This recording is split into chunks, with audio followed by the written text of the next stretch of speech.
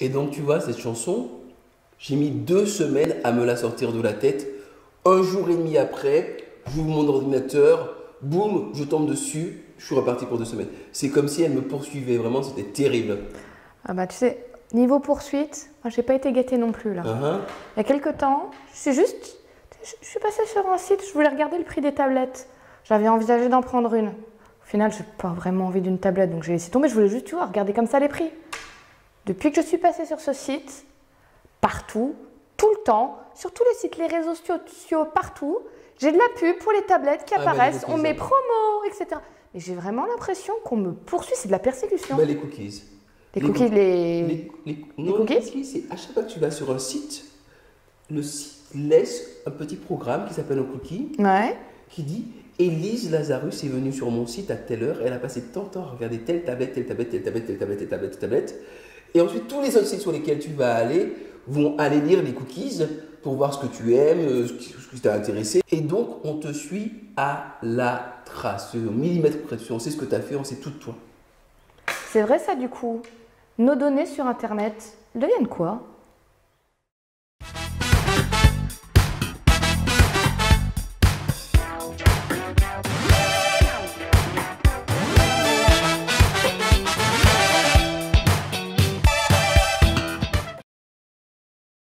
D'un côté, c'est pas mal.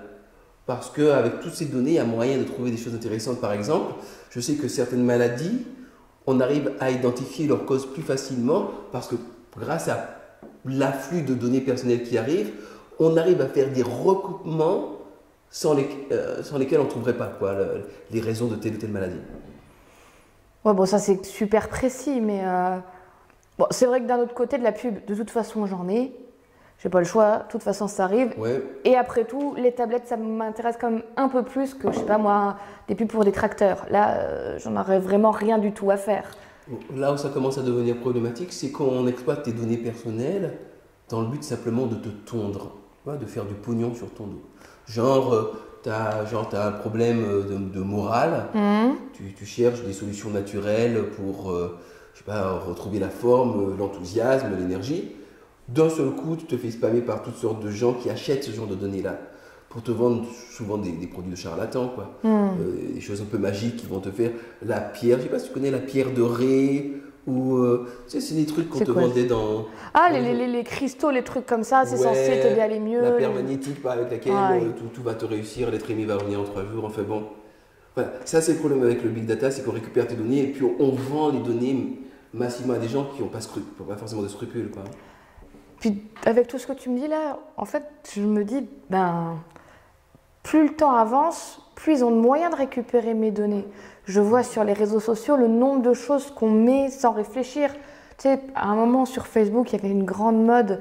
Si toi aussi tu fais partie de ceux, je sais pas moi, ça pouvait être des trucs comme ceux qui aiment manger le Nutella à la cuillère, hein, Ah, des d'accord. trucs comme ça. Mais l'air de rien, tous les gens là qui mettent oui, j'aime, moi j'en fais partie. On donne plein d'informations qui peuvent être anodines, mais des fois super personnelles sur qui on est, qu'est-ce qu'on n'aime pas. Et on donne du pouvoir à plein de gens pour utiliser ça, pour nous cibler, pour nous manipuler c'est un marrant que tu peu. le dises. C'est marrant que tu le dises parce que avant, quand tu avais une campagne électorale, c'était pas compliqué. Tu avais 1, 2, 3, 4, 5, 6 candidats. Ouais. Ils arrivaient tous avec un programme qui déclinait sur le plan économique, social, écologique, légal, législatif, ce qu'ils veulent faire. Chacun avait le même discours pour tout le monde. Maintenant, ça a complètement changé avec ces nouveaux outils de ciblage là, liés à tes données personnelles. Un seul homme politique va se présenter sous des facettes complètement différentes à plein de gens différents en fonction de ce qu'ils aiment entendre. Tu vois? Donc Ah, mais avant, c'est on de la était dans une sorte manipulation, de ça. gros mensonge général. Là, on est dans une sorte de hyper manipulation, hyper précise et hyper ciblée. Donc c'est une époque vraiment particulière où il faut être très attentif, très prudent à ce qu'on va. Mais du coup, enfin, je veux dire, il n'y a rien que je peux faire pour éviter ça, parce que moi, j'ai pas donné mon accord pour qu'ils récupèrent toutes mes données. Écoute, il y a un verset dans la Bible qui dit « Examinez toutes choses, retenez ce qui est bon ». Mais l'examen, c'est pas passe ton regard vite fait dessus. Hein. L'examen, c'est prendre le temps de se renseigner, de penser des choses. Je sais pas, par exemple, tu vois un truc sur Facebook, le candidat écologique promet de changer complètement toute l'économie pétrole en moins de 5 ans. Tu vois, donc tu te dis génial, on va sortir de ça. Donc c'est tes émotions qui prennent le dessus tout de suite. Si tu ne prends pas un petit peu de recul, faut te dire pourquoi est-ce que cette information-là m'arrive à moi? Qu'est-ce qu'elle a de vrai? Est-ce que je suis ciblé? Et puis par ailleurs, bon, faut faire attention à ne pas balancer trop d'informations non plus sur Internet. Ouais, mais tu vois, moi, je publie pas énormément de choses sur les réseaux sociaux. Je mets pas d'infos personnelles, je mets pas de trucs privés. Il n'empêche, je me suis quand même fait avoir. On m'a envoyé des pubs ciblées juste parce que je suis passée sur tel ou tel site. Est-ce qu'il y a quelque chose que je peux faire, outre d'éviter de mettre des choses trop personnelles sur les réseaux sociaux?